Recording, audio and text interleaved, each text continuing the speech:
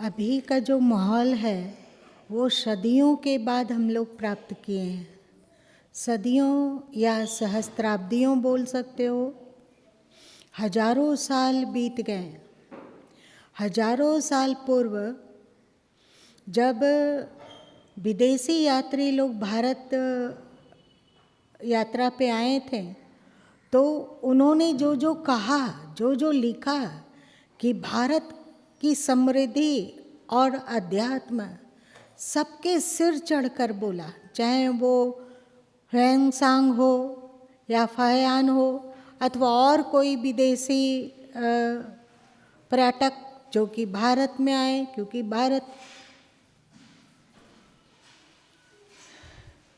भारत की प्रशंसा चतुर्दिक उस समय फैली हुई थी। यहाँ के अध्यात्म, धर्म और यहाँ का रहन सहन, यहाँ के लोगों का सोच विचार, यहाँ का ज्ञान, यहाँ का अध्यात्म बिल्कुल आकाश को छू रहा था। बहुत ही सुखदायी हमारी स्थिति थी। वे लिखते हैं कि लोग अपने घरों में ताला नहीं लगाते हैं। न्याय व्यवस्था तो है पर कोई अपराध नहीं है, अपराधी नहीं है। सभी धर्म में शांत और प्रेम में जीवन बिताते हैं। सबके सब प्रेम से परिपूर्ण है, एक दूसरे का सहयोग करने वाले हैं। किसी भी तरह का अपराध नहीं होता है। सब अपने अध्यात्म में आरूढ़ है। उसके बाद हिंदुओं की अति उदारता, कोई भी आया उसे अतिथि माना गया, अतिथि देवो भव कहा गया, उन्हें भगवान की तरह पूजा गया। और हम लोगों की उदारता का गलत लाभ उठाकर बहुत सारे लोग यहाँ बसे। पता नहीं हम लोगों के समाज में कब फूट का विष बीज गिर गया वो पता नहीं है, क्योंकि गुरु माँ ने वेदों का भी गहन अध्ययन किया। उपनिषदों का जो प्रमुख उपनिषद है जिसे शंकराचार्य जी ने भाष्य किया है, उन 11 उपनिषदों को भी पढ़ा, मनुस्मृति का भी अध्ययन किया। और प्राचीनतम जो ग्रंथ है, बहुत सारे पुराण भी ऐसे हैं जहाँ पे जाति की कोई चर्चा नहीं है, कोई चर्चा नहीं। उस समय तत्कालीन समाज में 4 वर्ग होते थे।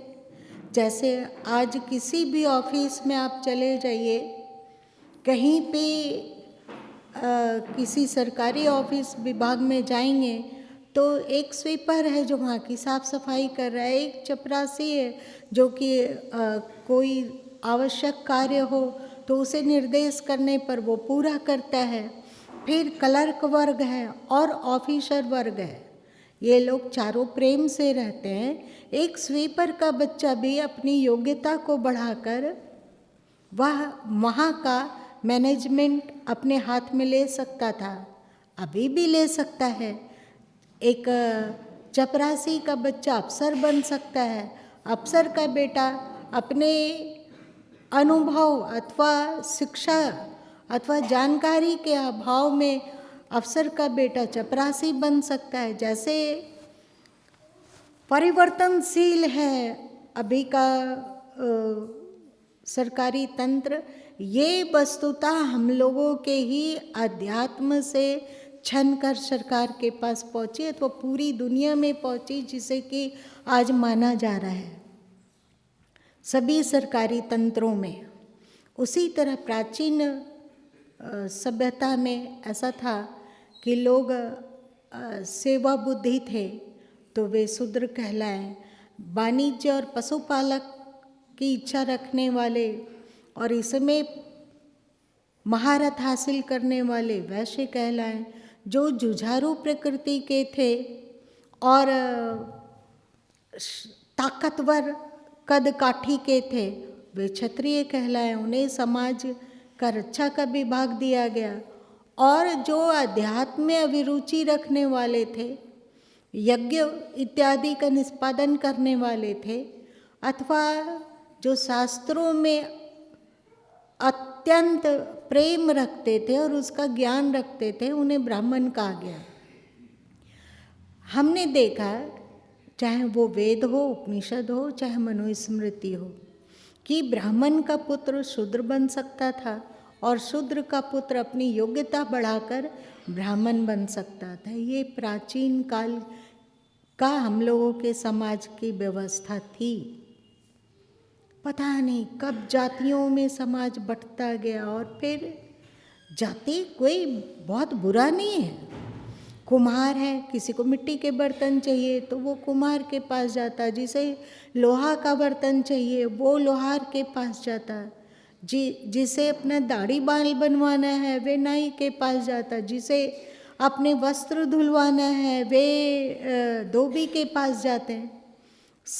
लेकिन इस तरह की कट्टरता और ऊंच नीच की भावना तो बिल्कुल नहीं थी। सब प्रेम में जीवन जीते थे मिलजुल कर।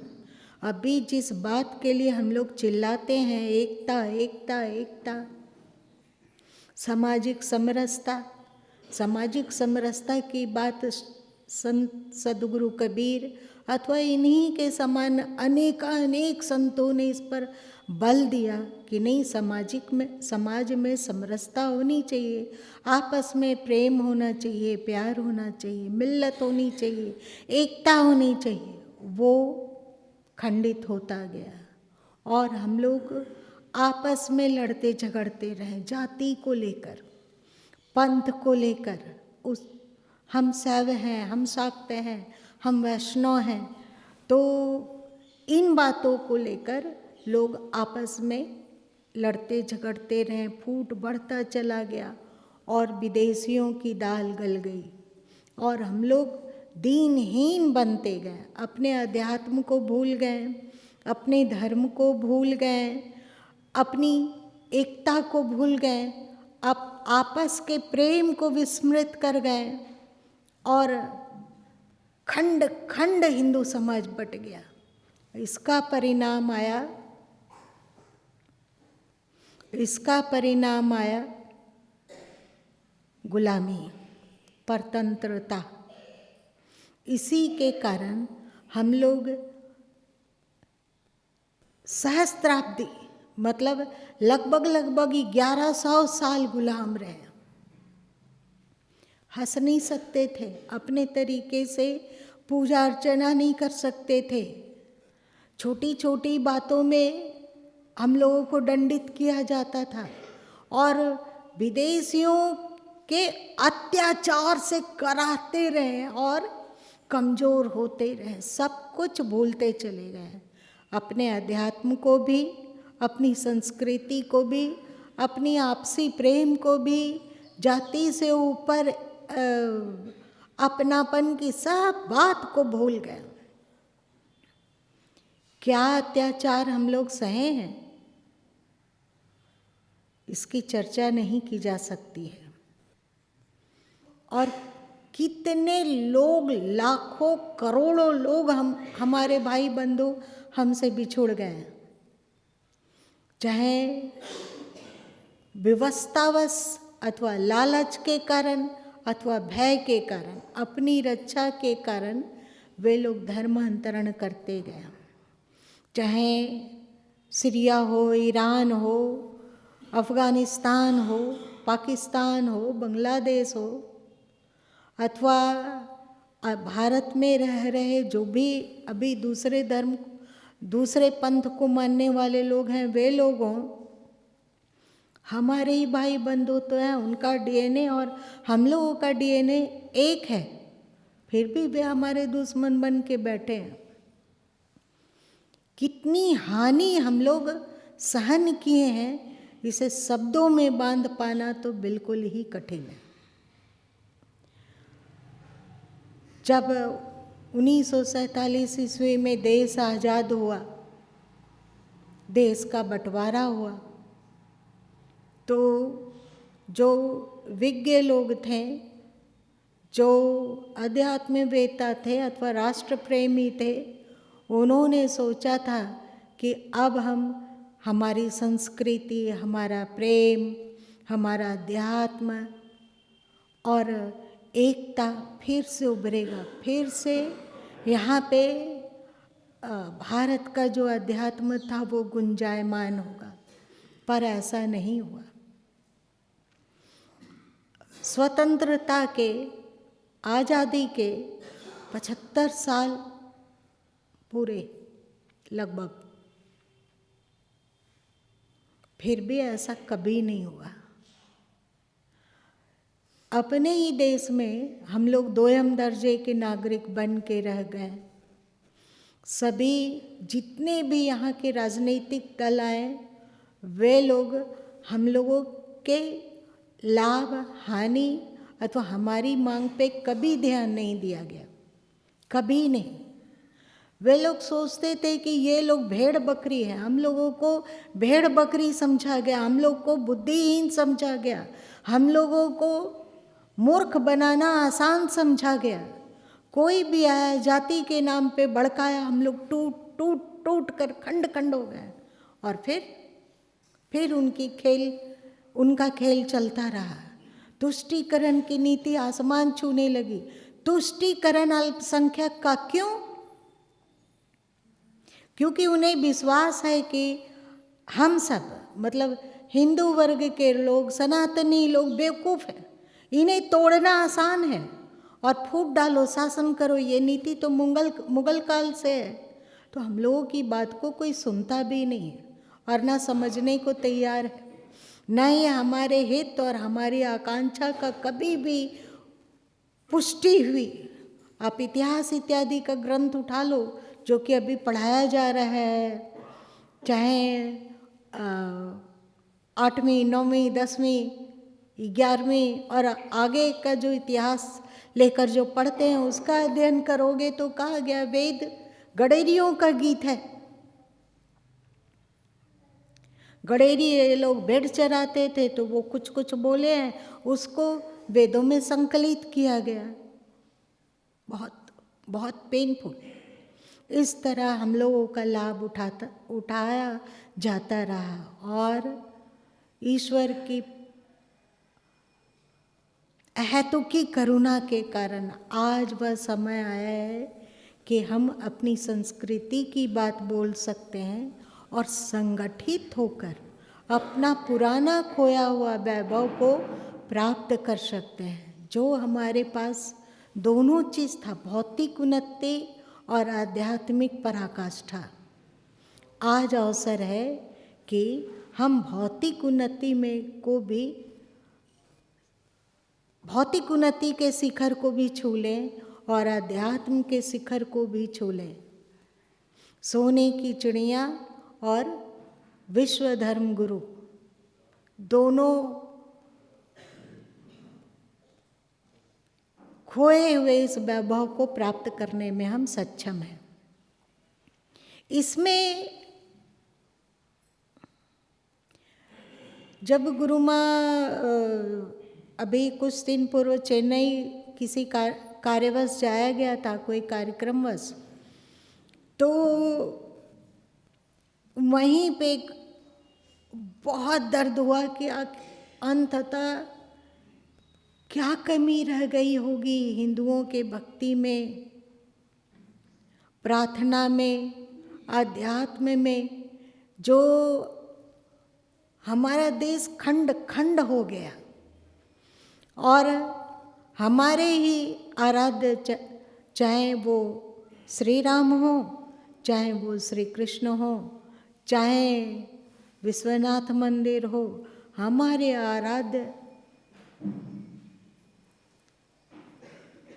के मंदिर तक को भी ध्वंस कर दिया गया। क्या अपराध हुआ होगा हम लोगों से? ऐसा दुर्दिन हम लोगों को ईश्वर क्यों दिखलाए? क्या गलती हो गई थी? कौन सा अपराध, पाप हो गया था हम लोगों से जो ईश्वर ने नज़र फेर ली हम लोगों से? कहाँ उन्नति का शिखर और कहाँ गड्ढे में धंसा हुआ लोटपोट करता हुआ समाज, गलती कहाँ हुई होगी? हृदय किंचित विचलित हुआ था। तो ऊंच नीच का भेदभाव, ऊंच नीच का भेदभाव, सामाजिक विषमता, किसी को जन्म से अछूत और किसी को जन्म से पूज्य बना देने की प्रवृत्ति, और डबरे डबरे में बट जाना, मतलब विखंड हो जाना समाज। इस कारण प्रभु हम लोगों से नाराज हुए और हम लोगों को दंड स्वरूप इतना भोग भोगना पड़ा। अभी तो हम लोगों में उतनी योग्यता नहीं आई है, हम लोग मतलब सारे सनातनी लोग, अभी भी हम लोगों के बीच में जातीय विषदंश है। फिर भी अब सनह सनह बहुत अधिक सुधार हो रहा है, जो कि बहुत ही संतोष की बात है। और इस सुधार को लाने में किसी व्यक्ति का हाथ तो बिल्कुल नहीं है। आज जो समाज संगठित हो रहा है, अथवा अब हम लोग एकता के सूत्र में बंध रहे हैं और अपने अध्यात्म में अपनी इच्छा अनुसार डूब सकते हैं, इसमें हम सबों का तो रोल बिल्कुल नहीं है। इसमें सबसे बड़ा हाथ हमारे प्रभु श्री राम का है।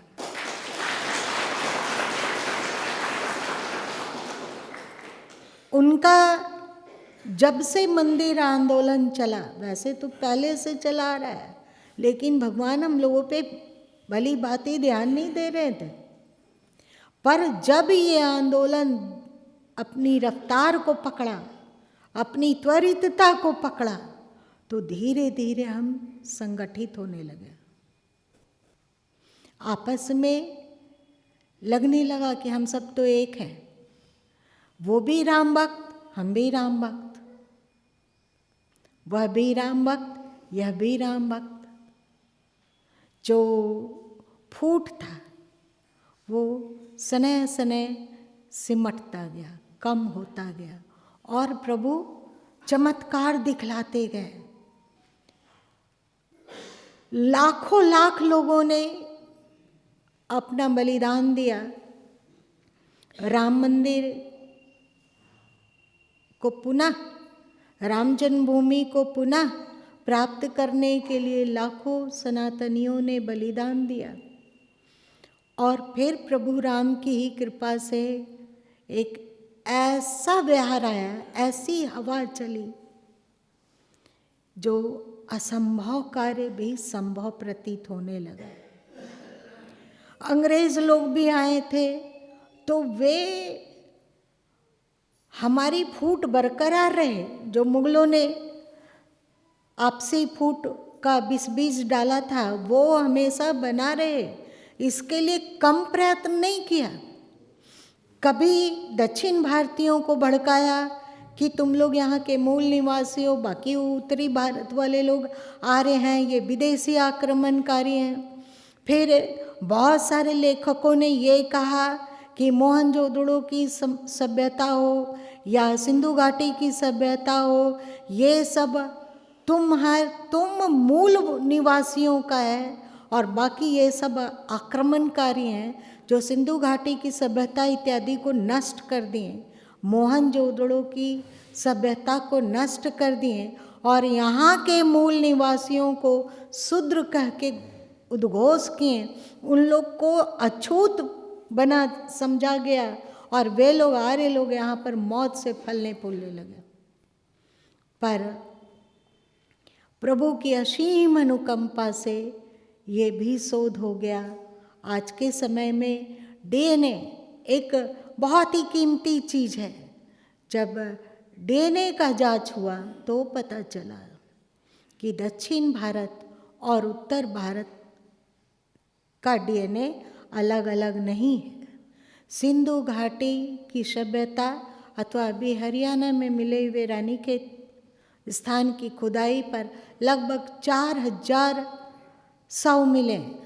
किसी भी प्राकृतिक आपदा हो या और किसी हो जो कि धराशायी हो गए थे। पहले तो लोगों ने खूब हल्ला मचाने की कोशिश की कि वे लोग यहाँ के मूल निवासी थे जिसे आर्यों ने मार के दफना दिया, हत्या किया। लेकिन प्रभु की विशेष अनुकंपा से ये भी निराधार साबित हुआ। उनका डीएनए और हम आर्यों का डीएनए एक पाया गया।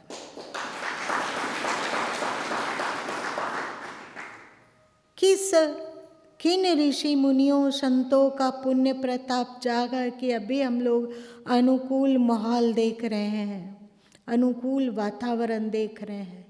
इसमें राम जन्मभूमि में मंदिर का निर्माण ऐसा समझना जैसे प्रभु वनवास का दिन बिताकर अपने राज्य में पधारे हैं और उनका सिंहासनारूढ़ता हो गई है। उन्होंने अपना राज्य संभाल लिया है, अपनी गद्दी संभाल ली है। अब राम राज्य आने की कल्पना हम लोग सरलतापूर्वक करके आह्लादित हो रहे हैं। क्या आप आह्लादित हैं? ऐसा समाज, राम राज्य का समाज, भले ही तुलसीदास जी के रामचरितमानस में सीता का त्याग और लव कुश का जन्म और सीता जी का धरती में समा जाने की कथा नहीं है। ये कथा वाल्मीकि रामायण में है। ये सच हो या झूठ हो इससे मतलब नहीं है, ये तो खोज का विषय है। परंतु ये स्पष्ट है कि राम राज्य कैसा होगा। वहां पर एक धोबी की बात का भी महत्व दिया जाता था। ऐसा नहीं है, वहां कोई पक्षपात नहीं था। सब आपस में प्रेम पूर्वक मिलजुल कर रहा करते थे। और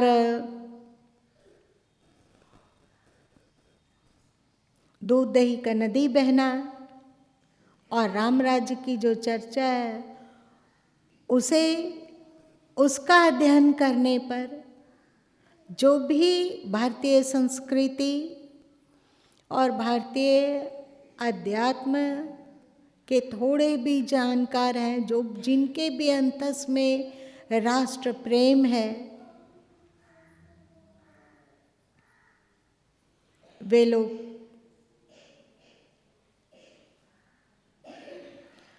प्रभु श्री राम को विराजित हो जाने के बाद ऊंचे स्वप्न तो अवश्य देख रहे हैं।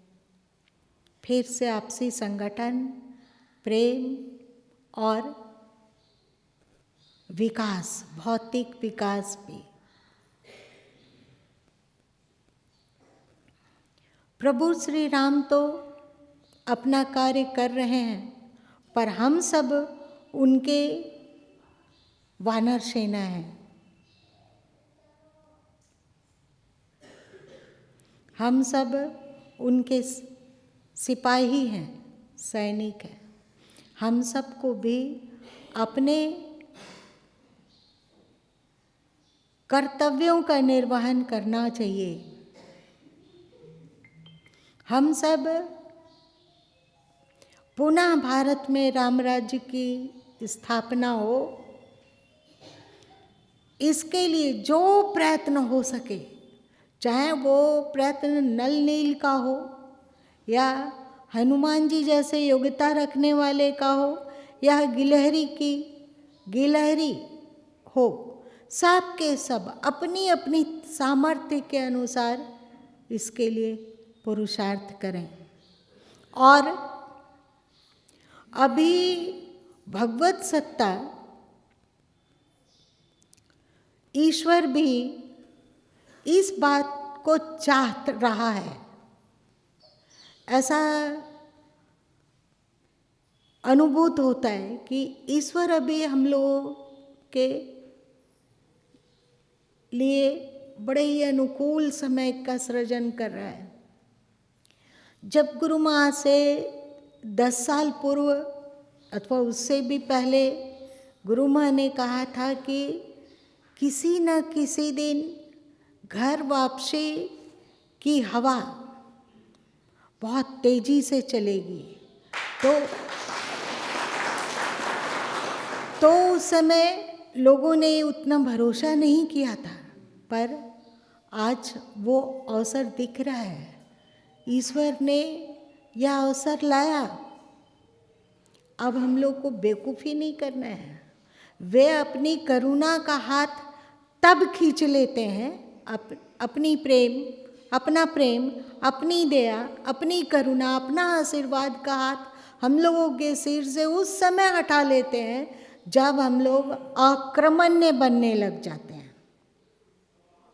जैसे कहा जाता है कि सोमनाथ के मंदिर में जब प्रथम आक्रमण हुआ था तो पुरोहित वर्ग और शासक वर्ग एकत्रित हुआ था और हुआ कि प्रभु भगवान शंकर स्वयं ही अपने मंदिर की रक्षा कर लेंगे, हम लोगों को बस मूक दर्शक बन के देखना है। पर ये नहीं हुआ। किसी ने सुझाव दिया कि गायों में 33 करोड़ देवी देवता रहते हैं, उनकी सेना को सजाकर, मतलब हजारों गायों को उनके विरुद्ध उतारा जाए, जिसे कि मुगलों ने आसानी से, दुष्टों ने आसानी से मार डाला और हमारा सोमनाथ मंदिर लूट लिया गया। जो गलती हमारे पूर्वज पहले कर चुके हैं कि सब कुछ को भगवान पर छोड़ देना। जैसे आपका बच्चा यदि कहता हो कि हमें कमाने की क्या ज़रूरत है, माँ पापा है ना, उनका धन हमारे पास बहुत है, उसी से हम खाएंगे और हमारी 7 पीढ़ियों का निर्वाह होगा, तो क्या आप इसे अच्छा समझते हैं कि आपका बच्चा कर्मण्य हो जाए, आपका बच्चा कोई भी पुरुषार्थ ना करे? ऐसा हम लोग नहीं सोचते हैं। और ऐसा यदि बच्चा करने लग जाता है तो हम अपने धन और अपने सामर्थ्य को उसे खींचने लग जाते हैं, जिससे कि वो स्वयं कर्मठ बने। सही? उसी तरह ईश्वर भी हम लोगों को आक्रमण्य देखना बिल्कुल पसंद नहीं करता है, बिल्कुल नहीं। और जब जब हम लोग आक्रमण्य होते हैं तब तब वे अपने हाथ को हम लोगों के सिर से हटा लेते हैं। फिर हम लोग ठोकर खाते हैं, दुर्दिन भोगते हैं, गुलामी का जहर पीते हैं। आज वो नहीं होना चाहिए। प्रभु की कृपा बरस रही है सहस्त्रों साल के बाद।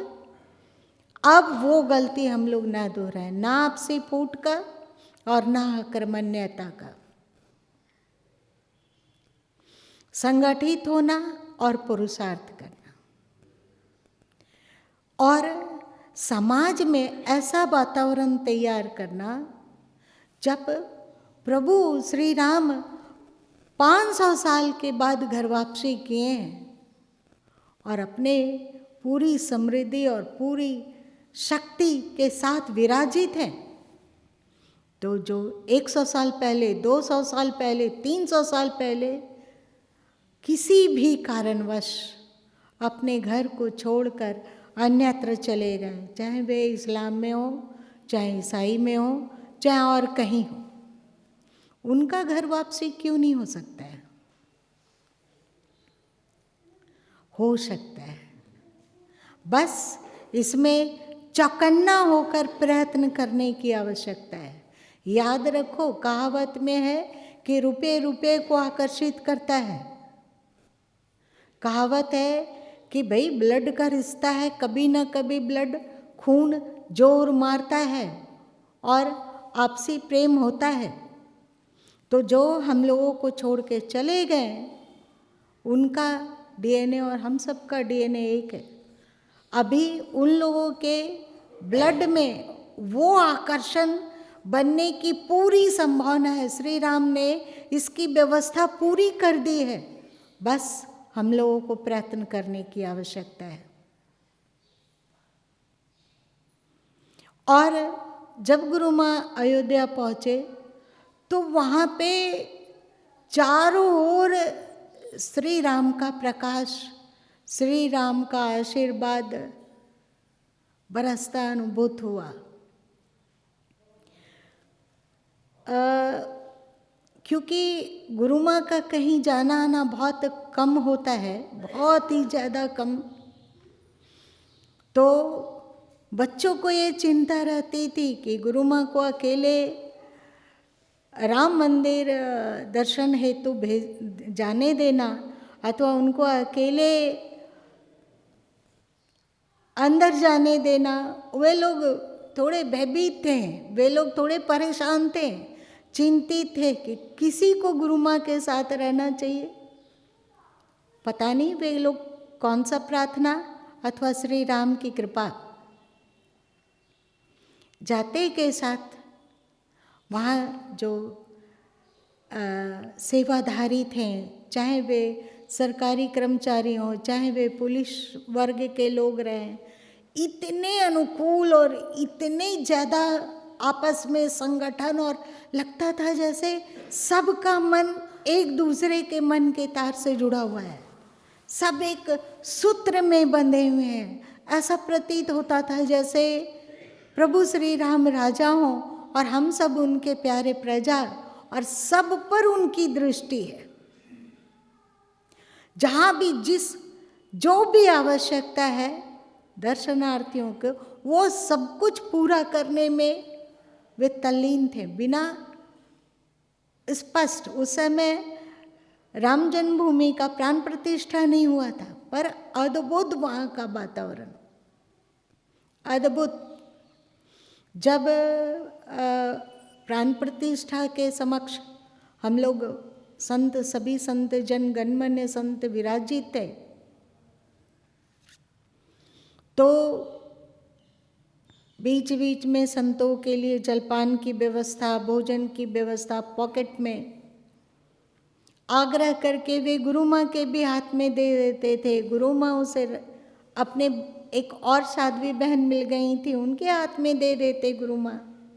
और भाव विभोर इस परिस्थिति को पूर्ण रूपेण जीने का प्रयत्न किया जा रहा था, अनुभव किया जा रहा था, अनुभव पाने की कोशिश की जा रही थी, ध्यान में उतरा जा रहा था कि प्रभु राम क्या संदेश देना चाहते हैं। हृदय आह्लादित है, पुलकित है, और वे हम सबों को क्या संदेश देना चाह रहे हैं, इसको सुनने का प्रयत्न। इतने दिन के बाद प्रभु को हम पा पाए हैं। वैसे तो सबके हृदय में परमात्मा का वास है, परंतु हमारी संस्कृति के धरोहर को कोई नष्ट करे, ये तो हमें नहीं सहना है ना। अब वे क्या इशारा कर रहे हैं, अब भारत का कैसे विकास हो, अब पुनः सनातन धर्म सशक्त होकर विश्वव्यापी कैसे बने, भारत व्यापी, पाकिस्तान व्यापी, बांग्लादेश व्यापी, अफगानिस्तान, सीरिया, ईरान इत्यादि की व्यापकता नहीं, विश्वव्यापी कैसे बने। क्या सूत्र है प्रभु का।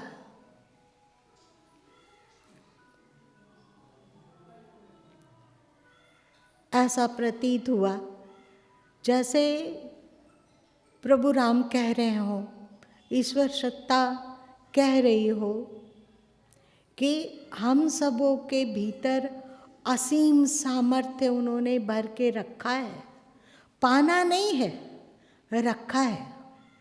असीम सामर्थ्य है हम सबों में, जो सब कुछ हम लोगों के भीतर प्रभु ने भर दिया है, उस सामर्थ्य का सदुपयोग करें। किसी के भी बहकावे में जाति और पंथ के नाम से तो कभी ना आपसी फूट बढ़ने दे, कभी नहीं। समझ के रखें कि पंथ चाहे कोई भी हो, पर मूल जड़ सबका सनातन धर्म ही है। और एक बात है, गुरु माँ तो सभी पंथ में, जो भी भारत में पंथ फल फूल रहे हैं, कोई भी पंथ हो, वो चाहे जैन हो, चाहे बौद्ध हो, चाहे सिख हो, चाहे कबीर मत हो, चाहे और कोई मतांतर हो, एक बात को याद रखना चाहिए कि जब तक सनातन धर्म सुरक्षित है, तभी तक ये पंथ भी सुरक्षित है। यदि सनातन धर्म के बिना भी ये पंथ सुरक्षित रह पाता, तो आज वे अपने पंथ को पाकिस्तान, बांग्लादेश, अफगानिस्तान इत्यादि में जाके ढूंढ सकते हैं। पाकिस्तान में सैकड़ों हजारों सिख रह गए देश के बंटवारा के समय में। आज उन्हें ढूंढने पर भी नहीं मिलते हैं कि कोई सिख है। सबके सब इस्लाम के झंडे के नीचे आने को विवश हो गए।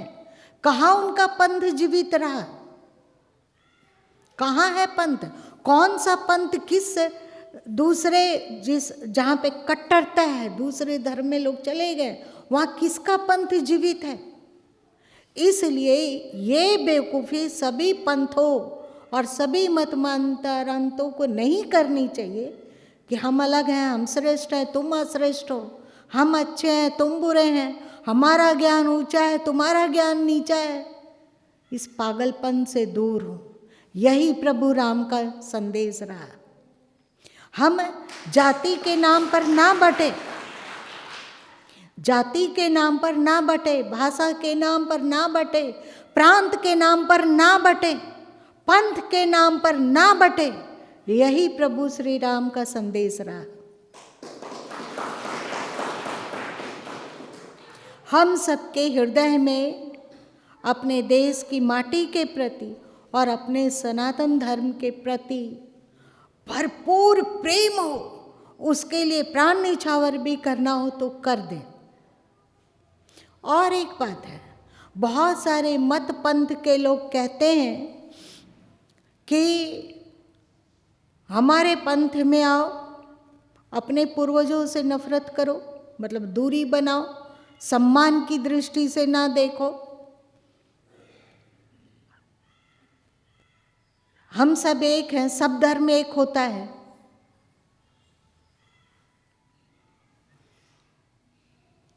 ऐसा ना करें। हमारा धर्म है। ये सूर्य है, ग्रह नक्षत्र अनेक हो सकते हैं, पर सूर्य एक ही होता है। चाहे अनेक पूजनीय संत महंत देवी देवता हो सकते हैं, पर ईश्वर एक ही है। एक ही सूर्य पूरे विश्व को प्रकाश देता है, ऊर्जा दे रहा है। वैसे ही अखिल विश्व में एक ही धर्म है, सनातन धर्म। मत लालच करो जन्नत का, मत लालच करो स्वर्ग का, मत लालच करो कि तुम्हारे पाप, हमारे पंथ में आओगे तो तुम्हारा पाप क्षमा हो जाएगा। मत लालच करो कि सतयुग में जो हमारे पास आएगा वो सतयुग में लौट के आएगा, बाकी लोग नहीं आएंगे। इन सब बात लालचों को एक तरफ फेंक दो। अभी का समय है अपने राष्ट्र और अपने धर्म को मजबूत बनाने का। मोक्ष बाद में भी कमाया जा सकता है। जन्नत जाने की लालच को पोस्टपोन करो, नहीं चाहिए हमें।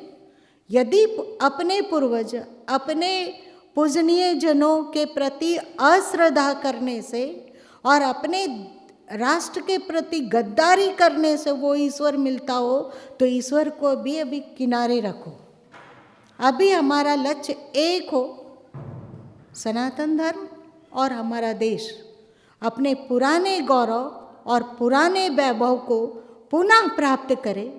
बस इसके सिवा और कोई लक्ष्य नहीं होना चाहिए। क्या आप ऐसा करेंगे?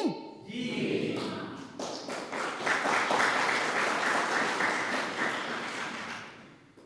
राम जन्मभूमि में प्राण प्रतिष्ठा के समय गुरु माँ को इसका स्पष्ट एहसास हो रहा था कि प्रभु हम सभी पर एक बार फिर से करुणावान हुए हैं और हमारी पुरानी गलतियों को क्षमा करके फिर से हम पर अपनी कृपा बरसा रहे हैं। इस कृपा को व्यर्थ बह मत जाने देना, इसे संजो के रखो और अपने धर्म और राष्ट्र के प्रति इसे उत्सर्जित करो।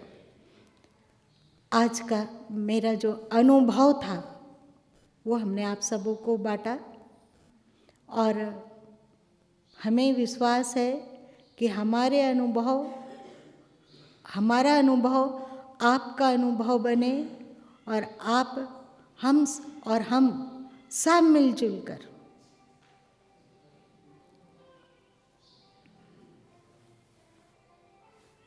फिर से एक बार आकाश की ऊंचाइयों पर, अंतरिक्ष पर, धौ पर, जिसे वेदों में धौ कहा गया, आकाश से भी ऊपर आओ हम सब मिलकर भगवा झंडे को गाड़ दें, वहां से वो लहराए। ये केवल बोलने से नहीं होगा, इसके लिए हम सबों को समवेत पुरुषार्थ करना होगा। और कोई बात, और कोई जिज्ञासा?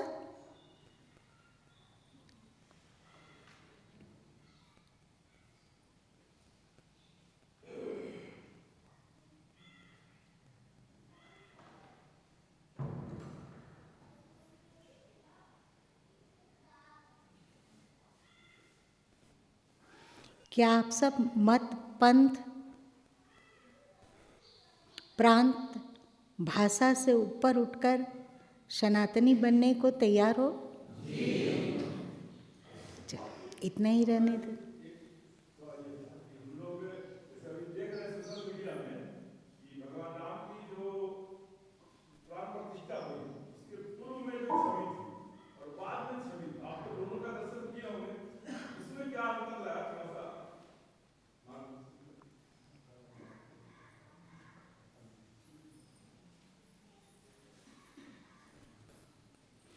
उस समय एक विग्रह था जिसकी तुरंत प्राण प्रतिष्ठा हुई थी, लेकिन भक्तों की श्रद्धा और भक्ति देखकर उनकी आंखों में अब विशेष करुणा छलकने लगी है।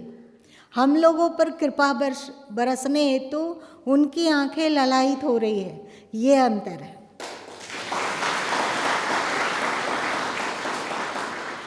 आप सब मिलजुल कर और अधिक प्रेमवान बने, भक्तिवान बने, श्री राम के आदर्शों को अपनाएं और उनके समान वीर बहादुर बने।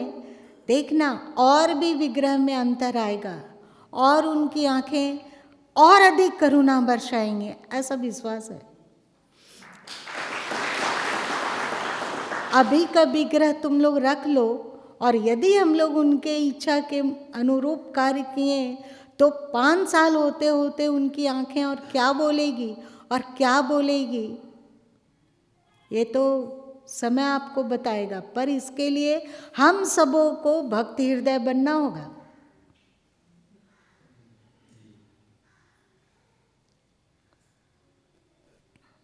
अभी उनकी आंखें लगती है कितनी प्रेम भरी है, कितनी दया, कितना अपनापन का भाव है। क्या आप लोगों को ये इसका एहसास नहीं होता है?